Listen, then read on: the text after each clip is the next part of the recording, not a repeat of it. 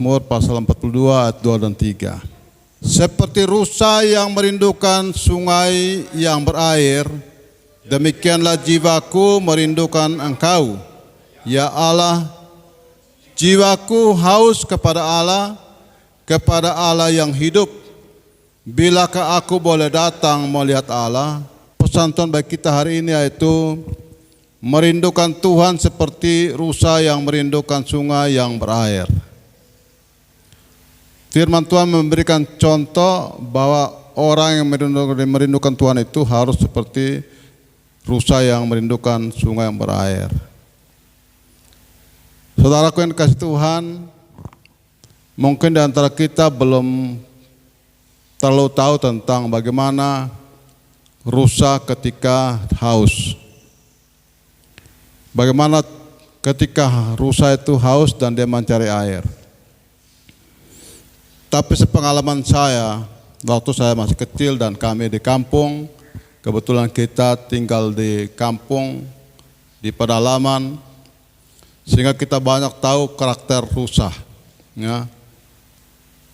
Rusa itu ketika haus dia akan terus naik gunung, turun gunung, masuk hutan, keluar hutan. Dia akan mencari sungai yang berair. Dia akan minum. Berapapun jarak jauhnya dia akan terus mencari. Dia akan terus mencari sampai dia mendapatkan sungai yang berair dan dia minum. Itulah karakter rusa. Ketika dia haus, dia tidak pernah akan berdiam diri. Dia terus menjalan dan mencari sampai dia mendapatkan air. Itulah sikap rusa. Firman Tuhan hari ini memberikan pesan penting buat kita, merindukan Tuhan seperti rusa yang merindukan air sungai yang berair. Amin. Jemaat Tuhan tahu bagaimana betapa pentingnya air. Air itu adalah salah satu unsur kebutuhan yang paling terpenting. Bayangkan kalau tidak ada air, apa yang akan terjadi? Kalau tidak ada air, semua unsur akan mati. Betul tidak? Kalau tidak ada air, semua unsur mati. Baik itu hewan, pohon-pohon, tumbuh-tumbuhan, manusia akan mati karena tidak ada air. Makanya air merupakan salah satu unsur yang paling terpenting, kebutuhan yang paling terpenting untuk menghidupi setiap kehidupan makhluk hidup yang ada dalam dunia ini. Terlebih kita sebagai umat manusia. Setiap hari pasti kita butuh air. Amin. Bangun pagi sudah minum air. Jalan sedikit datang minum air. Kenapa kita minum air? Kita haus. Kita sangat membutuhkan air. Merupakan satu kebutuhan yang paling penting untuk bisa menghidupkan kehidupan kita. Itulah kebutuhan air. Itulah air yang paling terpenting. Kalau kita lihat dari sejarah Alkitab, bagaimana bangsa Israel keluar dari tanah Mesir ke tanah perjanjian. Bangsa Israel itu mereka jalan sambil berperang. Berperang untuk mengusir musuh. Akibat apa? Mereka hanya mau dapat air. Amin. Mereka cari air. Air itu yang bisa menghidupi mereka dan hewan-hewan mereka. Karena bangsa Israel keluar dari tanah Mesir bukan jalan kosong. Mereka bawa dengan mereka punya harta benda. Salah satunya adalah hewan. Lembu, sapi, kambing, kerbau, dia bawa semuanya. Maka semua hewan-hewan itu butuh air. Sehingga mereka berjalan sambil berperang hanya untuk mendapatkan air. Sehingga air itu menjadi salah satu unsur yang paling terpenting. Andai kata Belu ini tidak ada air, apa yang terjadi Paca? Kalau Belu ini tidak ada air, maka semua unsur di Belu tidak akan berjalan. Amin. Pemerintah, masyarakat, wilayah, kabupaten tidak akan berjalan. Kenapa? Karena air tidak ada. Makanya kita lihat setiap kali kalau ada pilkada, pemerintah gencar berjanji pertama adalah air. Amin. Karena air itu bisa memberikan jaminan kehidupan masyarakatnya. Kalau ada air, Belu akan menjadi kabupaten yang maju, kota yang maju, kota yang kuat karena ada air. Kalau ada air, bayangkan Indonesia akan menjadi negara yang maju. Amin. Indonesia menjadi negara yang maju, negara yang makmur karena ada air. Ketika ada air, maka dibayangkan pemerintah akan berusaha untuk membantu masyarakatnya untuk mengerjakan pertanian yang baik, dengan baik. Amin. Lumbung-lumbung akan semuanya penuh dengan makanan. Maka masyarakat Indonesia tidak akan susah dengan makanan. Kenapa? Karena ada air. Amin. Nah, kalau tidak ada air, bagaimana kita mau dapat makanan? Bagaimana kita bisa mau bertanam? Tidak bisa kita tanam, ya. Dan kita tidak akan dapatkan makanan. Maka kita dipastikan akan mencari makanan. Di mana tempat yang paling jauh pun kita akan jalan. Ya. Firman Tuhan hari ini mengingatkan kita harus merindukan Tuhan seperti rusa merindukan sungai yang berair. Amin. Kenapa kita perlu merindukan Tuhan? Karena Tuhan adalah segala-galanya bagi kita. Amin. Tuhan adalah sumber segala kehidupan bagi setiap orang percaya.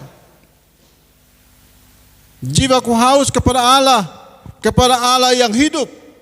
Raja Daud selalu haus akan Allah.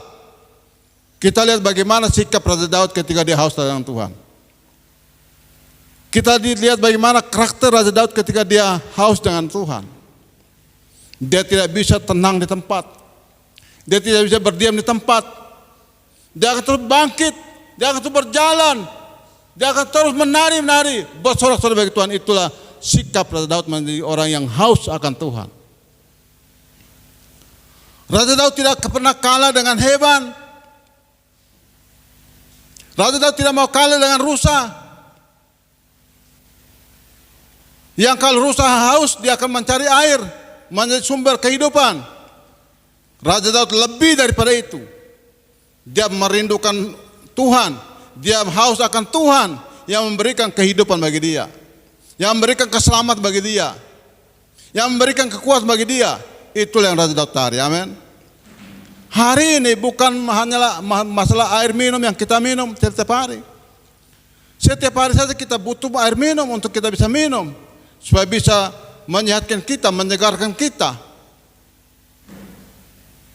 Tetapi kalau kita minum air yang kita minum setiap hari, tidak cukup bagi kehidupan kita. Amin. Tidak cukup bagi hidup kita. Kita butuh Tuhan yang adalah sumber segala kehidupan, yang bisa menghidupi kehidupan kita. Tanpa Tuhan kita mati. Tanpa Tuhan kita tidak bisa buat apa-apa. Jemaat Tuhan tahu bagaimana orang hidup tanpa Tuhan.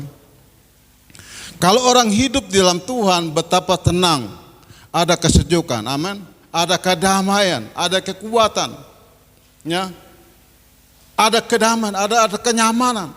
Kalau orang hidup dalam Tuhan. Tapi bagaimana persoalan sikap orang yang tidak hidup dalam Tuhan? Sikap orang yang tidak pernah rasa haus dengan Tuhan beda dengan orang yang selalu haus dengan Tuhan. Amin. Beda dengan orang yang selalu haus dengan Tuhan. Jadi ada dua sikap. Sikap orang yang haus dengan Tuhan itu beda dengan orang yang tidak pernah haus dengan Tuhan. Orang yang tidak pernah haus dengan Tuhan, dia masa bodoh. Amin. Dia pasif. Dia cuek. Dia acuh tak acuh. Dia masa bodoh. Itulah orang yang sikapnya tidak pernah haus dengan Tuhan. Dan orang yang sikapnya tidak pernah haus dengan Tuhan, dia tidak akan bertahan ketika menghadapi masalah. Amin. Ketika menghadapi tekanan, ketika menghadapi persoalan, ketika menghadapi kesulitan, dia tidak akan tahan. Kenapa? Karena dia tidak punya rasa haus dengan Tuhan. Dia tidak ada kemampuan. Dan sikap orang yang tidak pernah haus akan Tuhan akan banyak melakukan kejahatan. Kenapa? Karena dia tidak mengerti tentang mana yang baik dan mana yang benar. Lalu aku lihat Indonesia ini. Setiap hari selalu ada kejadian. Setiap hari selalu ada kejahatan terjadi di mana-mana. Selalu ada kejahatan terjadi. Karena apa? Karena orang tidak pernah haus akan Tuhan. Selalu melakukan kejahatan. Rohaninya kering, rohaninya mati. Rohaninya tidak ada tanda kehidupan. Tapi kalau orang yang selalu haus dengan Tuhan, ya, hidupnya selalu haus dengan Tuhan, karakternya berbeda. Ketika menghadapi kesulitan dia tenang. Amin. Kita lihat seperti sekarang, ya, pohon-pohon ini ada air, ya, baru habis hujan. Lihat, panas bagaimanapun dia tetap hijau. Amin. Tetap hijau. Tapi kalau pohon-pohon yang tidak ada air, ya, jauh daripada mata air, ketika panas dia pun daunnya sudah melempam, sudah kuning, sudah hancur dan sudah gugur. Itulah contoh orang yang tidak pernah haus dengan Tuhan. Ketika dia menghadapi panasnya persoalan, panasnya masalah, panasnya kehidupannya, dia akan lemah. Ya, dia akan loyo, dia tidak kuat. Kita sebagai orang-orang percaya, ya, kita harus haus dan lapar akan Tuhan. Amin. Jiwaku haus kepada Allah yang hidup. Amin. Kepada Allah yang hidup, Allah yang berkuasa, Allah yang menjamin, Allah yang menolong. Makanya Tuhan bilang apa? Carilah dahulu kerajaan Allah dan segala kebenaran, maka semuanya ditambahkan. Amin. Semuanya ditambahkan. Mau air hidup, ya, mau makanan, semua ditambahkan. Kekayaan ditambahkan, kehormatan ditambahkan, semua ditambahkan. Cari Tuhan dulu. Amin. Cari Tuhan dulu. Ada jaminan. Kita boleh haus secara jasmani, tapi jangan pernah haus secara rohani. Amin. Kita harus puaskan rohani kita, jiwa kita, dengan selalu haus akan Tuhan. Karena kalau kita tidak haus akan Tuhan, ya, kekeringan terjadi. Kematian rohani terjadi karena kita tidak pernah haus akan Tuhan. Kita perlu selalu haus akan Tuhan. Teman-teman lihat di depan ini ada bunga, ya. Di samping ini ada bunga, kira-kira ada bunga. Kira-kira bunga ini pernah bertambah daunnya tidak? Pernah bertambah tidak ini? Oh, ini sudah lama sekali dia sudah berbunga, dia sudah berbuah. Ada. Ini tidak pernah terjadi. Walaupun dia punya hias luar biasa. Pokoknya lihat sepertinya gagah sekali, cantik bunga ini. Tapi dia tidak pernah berubah. Amin. Kenapa dia tidak pernah berubah? Ini namanya bunga mati. Nah, bunga seperti ini Tuhan bilang apa? Seperti pohon yang tidak berbuah, akan dipotong lalu kemudian dikumpulkan orang lalu dibakar. Tuhan tidak mau hidup kita menjadi seperti bunga mati. Amin. Tapi Tuhan mau supaya hidup kita seperti bunga hidup yang selalu disiram. Amin. Selalu siram, lalu tiap hari kita akan berkembang. Dia akan tambah daun, lalu kemudian dia tambah bunga, lalu kemudian dia tambah bunga. Kalau kita selalu haus akan Tuhan, haus pada Allah kita hidup, hidup kita pasti berubah. Amin. Hidup kita akan berubah, kita bertumbuh, bahkan kita menghasilkan buah yang menyenangkan hati Tuhan. Baru-baru kemarin kita punya acara di Teksorup, ada bagian anak-anak sekolah apa? Anak-anak sekolah minggu dapat apa? Dapat tas, dapat buku-buku. Itu termasuk buah atau tidak? Itu buah. Amin. Buah daripada kita haus akan Tuhan, kita bisa berbuah bagi orang lain. Amin. Itu hasil daripada buah.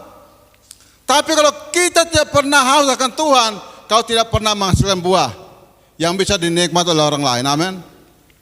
Kalau kita sungguh-sungguh haus akan Tuhan, lapar akan Tuhan, ada dalam Tuhan, melayani pekerjaan Tuhan, Tuhan pakai kita menjadi buah yang bisa dinikmati orang lain, ya, menjadi buah yang bisa dinikmati oleh orang lain. Pada waktu itu Tuhan menunjukkan suku Lewi untuk mengangkut tabut perjanjian Tuhan, untuk bertugas melayani Tuhan dan untuk memberi berkat demi namanya sampai sekarang. Amin.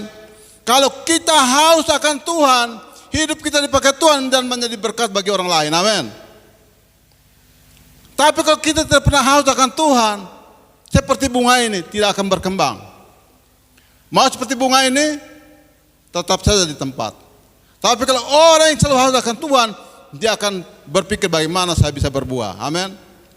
Bagaimana saya bisa bertumbuh, bagaimana saya bisa menghasilkan buah, dan buah saya dinikmati oleh orang lain. Amin. Kita akan menjadi orang yang berbuah dan buah kita dinikmati oleh orang lain. Jadi memberikan tas bagi anak-anak itu adalah salah satu buah. Amin. Memberikan satu orang minum satu cangkir gelas saja, air satu gelas, itu Tuhan sudah hitung. Amin. Berbuah. Karena untuk memberikan secangkir air sejuk pada seseorang, itu dia butuh orang yang haus akan Tuhan dulu. Amin. Butuh orang yang haus akan Tuhan, baru dia bisa berbagi. Tapi kalau orang yang tidak pernah haus akan Tuhan, pada waktu kita lapar, pada waktu kita membutuhkan, dia bilang, itu sudah, lu rasa sudah, lu rasa. Itu sikap orang seperti itu, tidak suka dengan orang senang dan tidak senang dengan orang suka, orang susah. Firman Tuhan hari ini mau supaya kita lebih daripada rusa yang merindukan air. Amin. Kita harus haus mengajak jiwa kita, berani mengajak jiwa kita, mari jiwaku haus pada Tuhan. Amin. Kita mengajak jiwa kita untuk selalu haus akan Tuhan, supaya engkau bisa bertumbuh dan menghasilkan buah. Ya, kalau kita mau sungguh-sungguh dengan Tuhan, kita akan melihat hidup kita pun dipakai Tuhan. Amin. Bukan saja pada orang Lewi ini. Orang Lewi ini mereka selalu haus akan Tuhan, dan mereka melayani Tuhan, dan Tuhan pakai mereka untuk melayani dan memberi berkat. Amin. Memberi berkat. Hidup kita pun demikian, saudara, kenal Tuhan. Tapi kalau orang dalam hidupnya rohaninya tidak pernah haus akan Tuhan, jiwanya tidak pernah haus akan Tuhan, jangankan dia miskin, kaya pun dia tidak akan menjadi berkat. Amin. Dia tidak bisa berbuah. Tetapi kalau orang di dalam hidupnya selalu haus akan Tuhan, jangankan dia kaya, miskin pun bisa jadi berkat. Amin. Jadi menjadi berkat bukan diukur dari kekayaannya, menjadi berkat diukur daripada rohaninya, tingkat kualitas rohaninya. Rohaninya terus haus dan lapar akan Tuhan. Orang yang selalu haus akan Tuhan, dia tidak bisa tinggal diam di tempat. Amin. Saya pernah memberikan satu cerita, kesaksian. Bagaimana ada seorang nenek, dia selalu intim dengan Tuhan. Dia selalu ada dalam persekutuan yang kuat dengan Tuhan. Pada satu ketika ada tamu yang datang. Ada tamu yang datang di rumah bertemu dengan nenek ini. Dan mereka sementara ngobrol, tiba-tiba nenek melihat jamnya. Oh, jam ini dia mau berdoa. Langsung dia permisi kepada tamu. Terima kasih, minta maaf, ini jamnya saya mau berdoa. Saya berdoa dulu. Setelah dia berdoa, itu cucunya yang ada, cucunya seorang perempuan di dalam rumah, dia paling tidak suka dengan itu nenek. Dan nenek itu habis berdoa, dia bilang, nenek berdoa juga sama sah. Kenapa sama? Kok bagaimana nenek tinggalkan tamu? Ini nenek ambilkan keranjang yang belanjaan yang kotor-kotor, pegangkan dia tangan cucunya, tarik dia bawa ke drum. Di drum itu ada air di dalam drum. Tercelupkan, turun naik. Setelah dia angkat kembali itu tas belanjaan itu, dia mantitan sama cucunya. Kau lihat ini. Tas ini bagaimana? Tadinya kotor. Sekarang kau lihat tasnya bersih ke tidak? Bersih. Pertanyaannya, airnya di mana? Airnya ada tidak? Airnya tidak kelihatan lagi. Tapi tasnya bersih. Amin. Kenapa? Karena tas yang kotor sudah ditelupkan dalam air, rendam dalam air, angkat turun kasih naik. Ya, airnya tidak kelihatan tapi kotoran sudah hilang. Amin. Ketika kita ikut Tuhan, haus dan lapar akan Tuhan, hidup kita tidak sama dengan orang yang tidak ikut Tuhan. Amin. Tidak sama, hidup kita beda. Hidup orang yang selalu haus akan Tuhan itu beda dengan hidup orang yang tidak pernah haus dengan Tuhan. Hidup dengan orang yang haus akan Tuhan itu dia akan tetap tenang di tengah badai, di tengah persoalan. Ya, orang yang selalu haus akan Tuhan itu dia selalu bergairah, dia selalu bersemangat, dia selalu berjuang untuk terus mencari Tuhan, ada dalam Tuhan. walaupun sibuk, sesibuk apapun, dia tinggalkan semuanya. Karena semua apapun yang kita miliki di dunia ini hanya semen, hanya sementara. Tidak ada nanti kalau kau punya emas 10 kilo, nanti kalau meninggal emasnya dibawa semua. Tidak ada itu. Ya, tidak ada. Tinggalkan semuanya. Yang paling terpenting bagi hidup kita sebagai orang-orang percaya adalah utamakan haus dan lapar akan Tuhan. Amin. Mengajak jiwa kita, harus bisa bicara dengan jiwa kita. Mari jiwaku haus dan lapar akan Tuhan. Amin. Mari jiwaku, ajak jiwaku haus akan Tuhan. Jangan sampai kita biarkan jiwa kita tidur. Jangan sampai kita biarkan rohani kita tidur. Tapi kita sebagai orang percaya seperti Daud, dia mengajak jiwanya selalu haus dengan Tuhan. Amin. Selalu haus dengan Tuhan. Ya. Jiwaku haus kepada Allah. Jiwaku haus kepada Allah. Mari kita berani ajak jiwa kita. Ajak jiwa kita, mari jiwaku haus pada Tuhan. Amin. Haus pada Tuhan. Karena orang yang haus pada Tuhan, dia akan mendapatkan kekuatan baru. Amin. Hewan-hewan pun akan menjerit merindukan Tuhan ketika air tidak ada. Ya, kita baca. Betapa mengeluhnya hewan dan gempar kawan-kawan lembu, sebab tidak ada lagi padang rumput baginya. Juga kawanan kambing domba terkejut. Kepadamu ya Tuhan aku berseru, sebab api telah memakan habis tanah gembalaan di padang gurun, dan nyala api telah menghanguskan segala pohon di padang. Juga binatang-binatang di padang menjerit karena rindu kepadamu, rindu kepada Tuhan. Sebab vandi telah kering dan api pun telah memakan habis tanah gembalaan di padang gurun. Beri kemuliaan Tuhan Yesus. Hewan-hewan pun akan menjerit merindukan Tuhan ketika air tidak ada. Amin. Jemaat Tuhan tahu, kita bisa nonton waktu kejadian di kebakaran di Amerika. Apakah Amerika sendiri bisa padamkan api? Tidak bisa padamkan api. Minta bantuan negara lain. Amin. Minta bantuan negara lain untuk bisa memadamkan api. Pakai apa dipadamkan? Pakai pakai air. Air sangat dibutuhkan ketika ada kebakaran. Air bisa memadamkan kembali api-api. Israel kebakaran. Israel punya alat canggih, namun ketika kebakaran terjadi, Israel tidak mampu memadamkan. Minta dari negara lain untuk bantu memadamkan. Datang dengan apa? Pesawat datang muat air. Amin. Helikopter datang muat air. Air bisa memadamkan. Kalau tidak bisa dipadamkan, apa yang akan terjadi? Kekeringan terjadi, kehancuran terjadi, kebinasan terjadi. Kesulitan terjadi, kesukaran terjadi. Saudaraku, hidup kita ternyata butuh Tuhan. Amin. Sebagai air kehidupan. Tanpa Tuhan akan ada kekeringan. Di sini terbukti bahwa hewan-hewan pun mereka sedang mengeluh, menjerit, merindukan tangan Tuhan turun untuk menolong mereka. Hewan saja merindukan Tuhan ketika tidak ada air. Hewan saja merindukan Tuhan ketika hutan mereka dibakar. Hewan saja merindukan Tuhan ketika pohon-pohon terbakar. Meminta tangan Tuhan turun untuk menurunkan air hujan kepada mereka. Tapi seringkali kita sebagai anak-anak Tuhan, jemaat Tuhan, kita acuh-acuh masih bodoh dengan Tuhan. Kita cuek dengan Tuhan. Kita tidak peduli dengan Tuhan yang memberikan kehidupan bagi kita. Apa yang akan terjadi dengan kita kalau rohani kita menjadi kering? Amin. Tadi dalam pengakuan iman GBI tadi bilang apa?